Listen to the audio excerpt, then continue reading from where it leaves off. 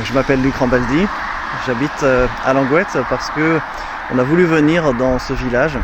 On visait 2 villages dans les environs. On a voulu venir avec ma famille pour que notre fille puisse être dans une belle école qui prend soin des enfants et qu'elle puisse manger bio. Et aussi parce qu'on était très intéressés par tout ce que ce village faisait déjà depuis des années. Donc voilà, dès qu'on a pu s'apercevoir qu'on pourrait habiter ici, eh bien on n'a pas hésité une demi-seconde et on est venu. J'ai quelques racines bretonnes qui me donnaient envie de revenir sur la Bretagne et ça a été une super occasion de le faire et on en est toujours heureux chaque jour qu'on passe ici. Donc quand on est arrivé, on s'est aperçu avec l'école que en une semaine, on connaissait autant de monde qu'en 6 ans dans la commune on était avant dans une autre région. Donc on s'est dit il se passe quelque chose de particulier dans cette commune et au moment où quelques années après les élections municipales sont arrivées, je me suis dit qu'on avait besoin, pour qu'une commune existe comme ça, il y a besoin que des habitants donnent du temps, de l'énergie pour le faire et c'est donc en tant qu'habitant aimant cette commune que j'ai accepté de participer à une équipe municipale en 2014. Alors, ce qui s'est passé depuis 2014, c'est plein de nouvelles choses passionnantes. On aurait pu se dire, ça y est, il y avait des lotissements écologiques qui s'étaient faits, il y avait des panneaux solaires, qu'est-ce qu'on peut faire d'autre? Et en fait, l'expérience a montré qu'il y avait plein de nouvelles idées qui arrivaient, et en particulier une qui a beaucoup mobilisé les habitants sur ce qu'on appelait des ateliers citoyens. Sur un projet très ambitieux, la commune a fixé un cap qui était comment on refait le bourg sur le bourg sans toucher à des terres agricoles, comment on accueille des nouveaux habitants dans le bourg, comment on arrive à rénover les choses et comment on le fait en augmentant notre impact de façon à ce que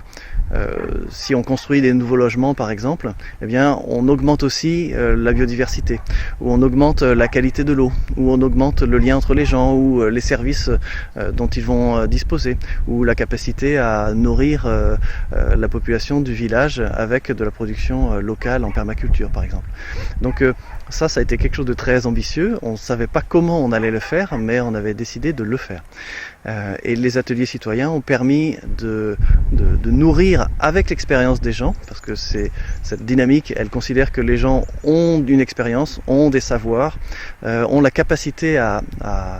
nourrir ce genre de projet, et ça a pris forme avec les gens. Et donc ça, c'était vraiment quelque chose de très dynamisant, très réjouissant, et c'était réjouissant aussi de voir des habitants qui disaient c'est marrant, le résultat ça ressemble à ce qu'on avait dit dans les ateliers. Voilà, ça c'était vraiment quelque chose d'impliquant. Donc demain il y a une nouvelle liste, la liste Notre Avenir à Langouette, qui est une équipe globalement renouvelée, avec plein de nouvelles énergies, avec plein de nouvelles idées, avec forcément des nouvelles perspectives et de nouvelles façons de travailler, de nouvelles façons de faire. On a envie de continuer sur cette dynamique de ce village qui a quand même quelque chose d'exceptionnel. Il faudrait vraiment pas sortir de chez soi pour pas s'en apercevoir. Et en même temps, on sait qu'on va le faire différemment, d'une manière probablement plus collégiale, avec une équipe qui a une intelligence en tant que telle. Et pour arriver à répondre aux nouveaux défis et puis aux nouvelles solutions dont on s'est aperçu qu'il y a vraiment besoin qu'on s'y mette, on voit qu'on a besoin de faire plus de place aux habitants, à leurs besoins justement, mais aussi à leurs idées, à leur participation. Donc ça, c'est quelque chose qui va se généraliser, autant en matière d'information pour que les gens sachent plus ce qui se passe au moment où ça se passe, pour pouvoir y participer, pour pouvoir suivre tout simplement, quelle que soit leur génération, leur capacité ou pas à se connecter. Voilà, entre le bouche à oreille et les réseaux sociaux, il y a une grande marge pour que tout le monde puisse s'y retrouver, et aussi pour faire une place dans plus d'ateliers citoyens, et aussi avec des manières de soutenir les idées des gens, par exemple dans leur quartier ou leur hameau, en les encourageant, les accompagnant avec peut-être des soutiens techniques, mais aussi un budget participatif qui permettra de donner vie à des idées qui ne demandent que ça, et qui sont des idées qui vont améliorer notre cadre de vie, notre façon de prendre soin de notre environnement, d'avoir plus de relations avec nos voisins, de faire des choses plus festives, avoir plus de moments de convivialité, faire en sorte que des aînés puissent par exemple sortir plus facilement de chez eux, rompre la solitude dont certains nous parlent de temps en temps, pour pouvoir rejoindre une rencontre, rejoindre une association, rejoindre des gens avec lesquels ils ont envie de partager. Et il y a donc plein de solutions qu'on va pouvoir inventer. On va aussi créer des moyens techniques,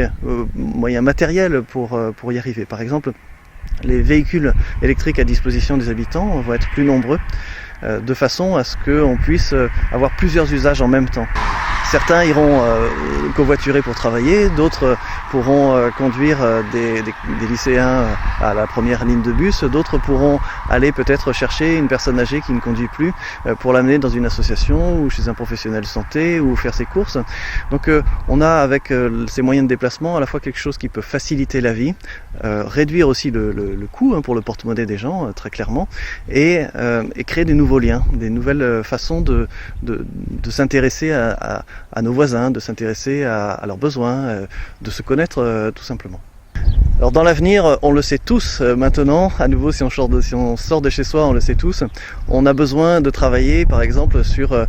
l'autonomie alimentaire, qu'on puisse nourrir la population d'un village, qu'on puisse accéder à de l'énergie, qu'on puisse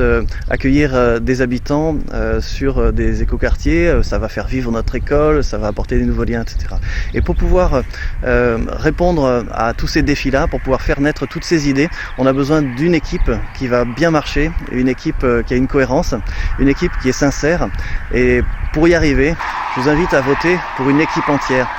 On ne vote pas pour des personnes, on vote pour une équipe qui a un programme, qui a un projet, qui a envie de belles choses pour une commune qu'on aime. Donc je vous invite à voter pour l'équipe entière de notre avenir à Langouette.